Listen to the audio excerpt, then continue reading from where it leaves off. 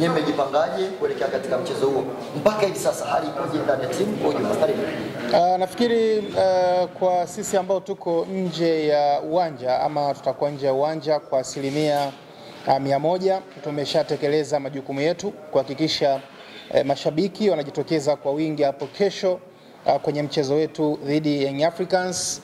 Sisi tumeuita ni mchezo wa kitaifa kwa sababu dhamira yetu ni kulifanya taifa kesho furaha ya leo ambayo naamini taifa litafurahi mara baada ya mchezo wa Zanzibar. Kwa hiyo kesho ni wakati wetu sisi Fountain Gate pamoja na watu wa Manyara kufurahia mara baada ya dakika 90 ambazo zitakuwa zimeegemea kwa upande wetu, kwa maana kuweza kufanikiwa kupata ushindi kwenye mchezo huo. Hamasa imefanyika kwa kiasi kikubwa. Nafikiri watu mmeona namna ambavyo mashabiki wameitika, na tiketi pia tunashukuru Mungu zinakwenda zinakimbia, na tumeendelea kupokea ugeni mkubwa kwa sisi watu wa Manyara na Babati. Kwa hiyo tumeendelea kufurahia atmosphere, na naamini kesho ni siku ambayo hakuna ambaye atatamba zaidi ya Fountain Gate Football Club, na ndio maana tulisema kauli mbiu yetu ni kwamba katambe kwenu chura analika. Kwa hiyo wao watatamba kwao, kesho sisi tutatamba tukiwa kwetu, na vile vile tutahakikisha mishikaki ya chura tutakula. Kwa hiyo mashabiki wote wa Fountain Gate ambao wako tayari kushirikiana na sisi kwenye kuhakikisha chura analika, basi tukutane mapema Tanzanite kwa raha kuanzia majira ya saa 4 ambapo mageti yatakuwa yamefunguliwa kwenye kuhakikisha basi tunapeleka dhahama, kilio, vilio kwa Young Africans ambao mimi naamini kesho wataondoka hapa wakiwa wanaugulia maumivu mazito ambayo hawajawahi kuugulia kwa tangu msimu huu umeanza kwenye mechi zote ambazo wamecheza nje ya Dar es Salaam.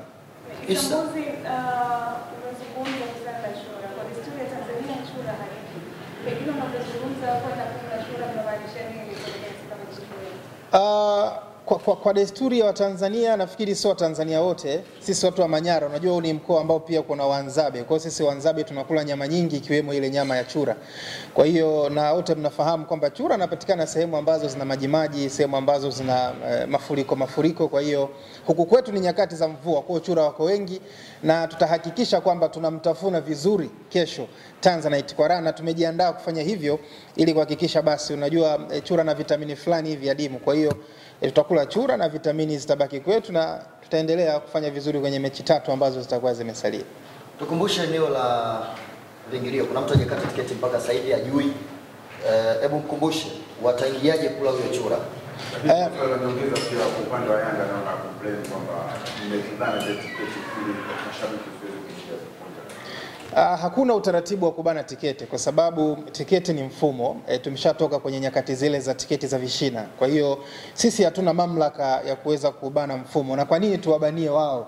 Mbona wameanza kulia mapema kwenye mambo ya tiketi kabla mchezo wenyewe haujachezwa? Kwa hiyo sina uhakika kwamba wameanza kulia hivyo mapema juu ya tiketi, ingawa sisi tunatamani watu wa Manyara wawe wengi zaidi kwenye mchezo wetu. Kwa kama system imeanza kuwagomea watu wa Yanga peke yao, basi kwetu sisi ni burudani. Manake moja ya matamanio yetu ni kuona kesho ni jezi za blue, nyeupe na nyeusi tu ndizo ambazo zinatawala kwenye uwanja wa Tanzanite kwa raha. Ndio maana tumesema Tanzanite kwa raha ni home of Fountain Gate. Kwa hiyo kama taarifa ni kwamba tiketi zinawagomea, kwetu sisi ni burudani, lakini hatujapata taarifa kutoka kwa mashabiki wetu wa Fountain Gate kwamba wanapata shida ya kukata tiketi.